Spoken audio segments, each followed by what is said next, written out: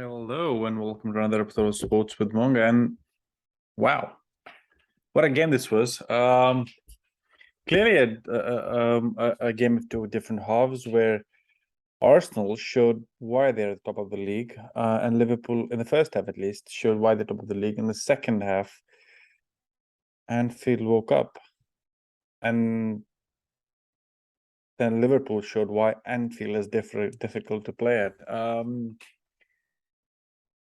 Mixed chances, missed chances, mixed responses, mixed feelings. A lot happened during the game. It was more than 90 minutes in my mind. That's how I felt.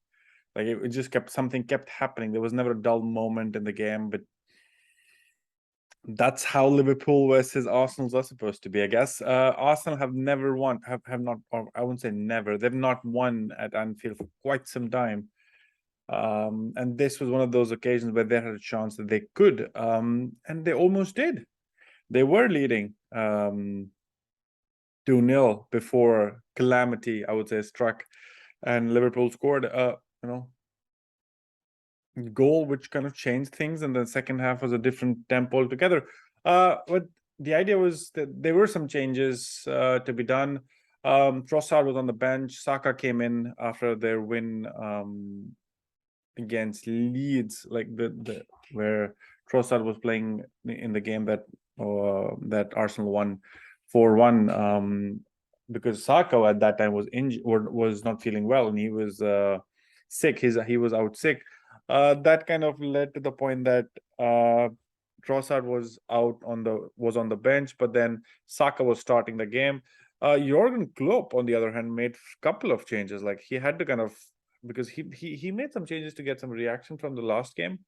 That was a goalless draw to Chelsea. But then he went back to his team in a way, with Trent, Van Dijk, Robertson, who did start this game, and coming in for Gomez, Matip, and Tsimikas.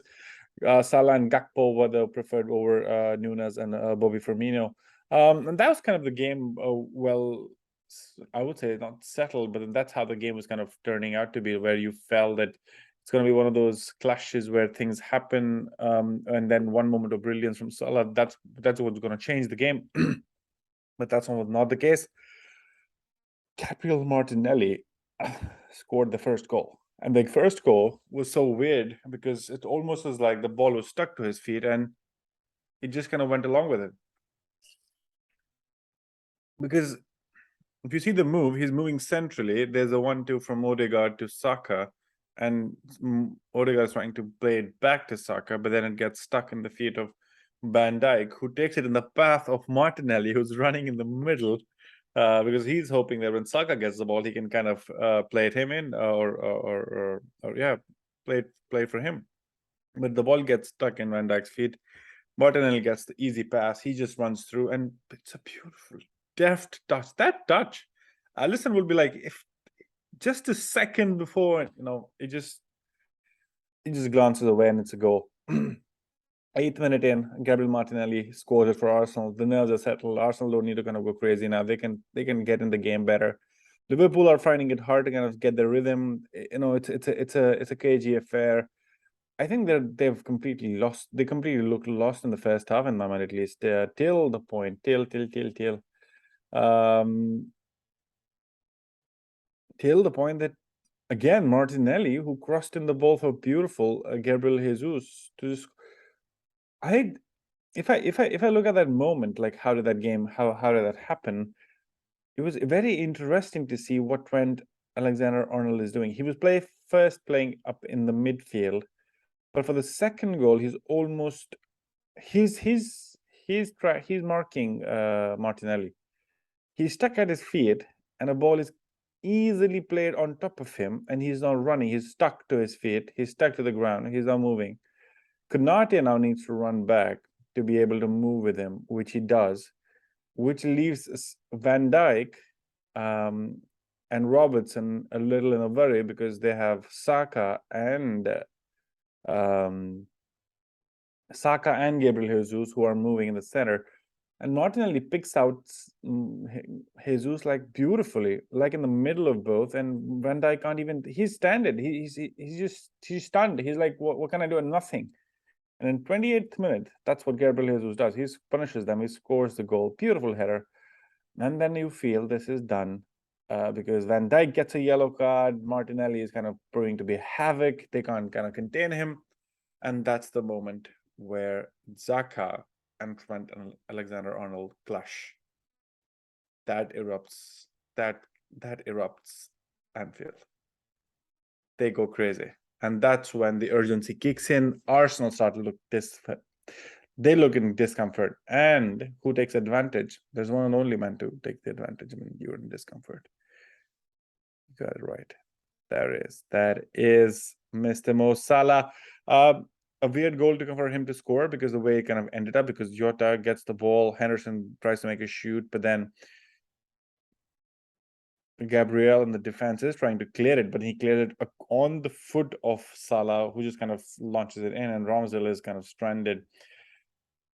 Crazy end of the first half with almost a referee or the linesman punching Robertson on his face, where I think Roy Keane calling Robertson baby an adult child. The way he was behaving, like went to the referee, he's like, oh, but then he got a yellow card as well, I think, for that. And in the second half, the tempo just completely switched. Anfield is rising. Liverpool is like dominating. They're kind of going for an attack. Arsenal didn't hold the ball for more than 5 or 6 touches, and that was kind of my problem. I think Arsenal lost the plot. They were looking more on counter because they knew Liverpool would be trying to kind of win the game or pressing them hard. But then Arsenal, on the other hand, was like looking for the counter, and they had a couple of chances with Martinelli running. But then Martinelli and Jesus, they did try to combine, but then there were a couple of chances with some missed passes, some misplaced passes, some not placed passes and stuff and so on that was happening for Arsenal. But 54th minute, Mo Salah gets a penalty, or Liverpool get a penalty after Jota is brought down by holding. Anything can happen. It's 50-50. You're in the penalty box. You just need to nudge somebody, and that's a dive, and whatever. It's going to be harsh, soft. It'll be a penalty. But what the hell is up with Mo Salah and penalties? He just misses it. He's just like the run up is perfect, the angles are perfect, but he puts it out. Wow, to the post. That's like so weird to see. Thiago Alcantara comes in for Curtis Jones. Nunes comes in for Jota, and Fabinho comes in for Firmino comes in for Fabinho after he's yellow carded in the 55th minute. Tempers rising high. He knew that Martinelli Osaka had made the run. Gabriel was in. Jesus was up front. Does the smart job of clipping Saka to get the yellow. At this moment, the game is 2-2 or 2-1 because of course of the penalty miss that's happened. It was interesting to see what Arsenal did at this moment. They're basically trying to hold the lead at 80th minute. So at the 80th minute, they're trying to get Trossard in, Gabriel Jesus out, and Kivior in for Odegaard. It's clearly that he's gone defensive. Arteta has gone defensive. He wants this to be an immediate, like the minute this change is made in the 81st minute, Nunes could have just finished that game there. Like Darwin Nunes can't score, man. That's the problem. He just can't score one-on-ones. He's so weak on them. Yeah, he doesn't have the confidence to score them. That's kind of the problem. Ramsdale makes a beautiful save. But it also had with Kivior kind of committing to in the midfield on Thiago, I think, or Firmino, who gets away and then is able to place the ball to Nunes, who just scuffs it or misses it. And you can see that Zinchenko is struggling as well for Arsenal from the right, and they're kind of loading it up. They're loading a lot of people from Trent side, from Thiago, from Henderson, and they're kind of loading up the right side, which actually leads to the goal, which Trent kind of nutmegs Zinchenko for a beautiful cross in for Firmino to kind of head the ball in. It had to be Bobby. It had to be Bobby, and it was 2-2 in the 87th minute, at which point Arteta makes a change and gets Tierney in for Zinchenko. last-ditch efforts or last minutes. There were a couple of saves from Ramsdale, which was amazing. Ramsdale save from a Salah touch, like beautiful. He gets different. It's beautiful. If you watch those kind of Ramsdale saves from this game at the end of the death, it was amazing to watch. Ramsdale is the one that kept him in. I think Konate misses a chance. Salah misses a chance. Jota misses a chance. It was amazing to watch. So all in all, in a summary, the final whistle blows, and what a fantastic game we've had. The teams share the spoils in the end. Both could probably have gone to the win. Feel aggrieved not to have won all 3 points. Arsenal looked to be cruising after strikes from Martinelli and Jesus, but Salah pulled a goal back from halftime to set up a thrilling second half. Salah missed it from the spot after Holding brought down Jota. Though Reds could snatch a point when Firmino noted Alexander-Arnold's cross. Klopp's men could have won it at a time when the Gunners, having Ramsdale to thank for preserving their lead, their point with their pair of brilliant saves from Salah and Konate. Arteta's men cling on for a draw that could be a massive in their bid to win their title in 19 years. They extend their lead to 6 points, but City have a game in hand, and the Gunners still have to go to the Etihad Stadium with that vital encounter set to be played on April 26th. For Liverpool, they move on to 44 points, though they're still 3 points off the Europa League places. And that's it. That's kind of that's exciting. So this is what's happening. Liverpool right now is at 44 points. Brighton is at 46, but Brighton have a game in hand. Brentford, on the other hand, which is on 9th, who are on 9th, are on 43 points. So they are behind and also have played a game extra. For Arsenal, 73 points from 30 games. Manchester City 29 and 67, so 6 points. So the next game that Manchester City, I think, will play. I'm doing a quick check. Manchester City will play Bayern Munich first tomorrow, or in 2 days, and then they will play Leicester City on the weekend. Manchester City will play, yeah. So there's a lot of games for 11, 15, 19, 20. There are a lot of games for City. I would say 2 Champions League, 1 FA Cup, and 2 Premier League games, and which ends with that last Premier League game for April is against Liverpool. It's against Arsenal. For Arsenal, on the other hand,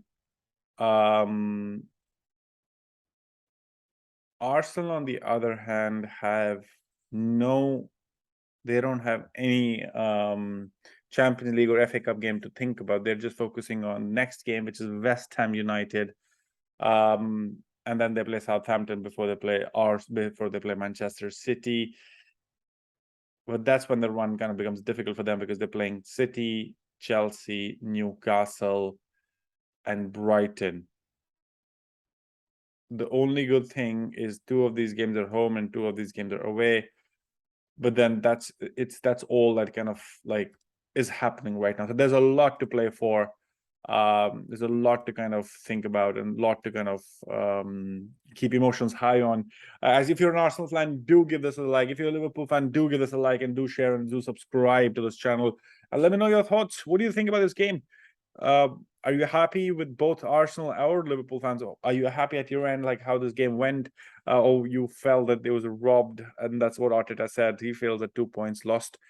On the other hand, Klopp feels that was a fair result, because they did put in the effort that they had to.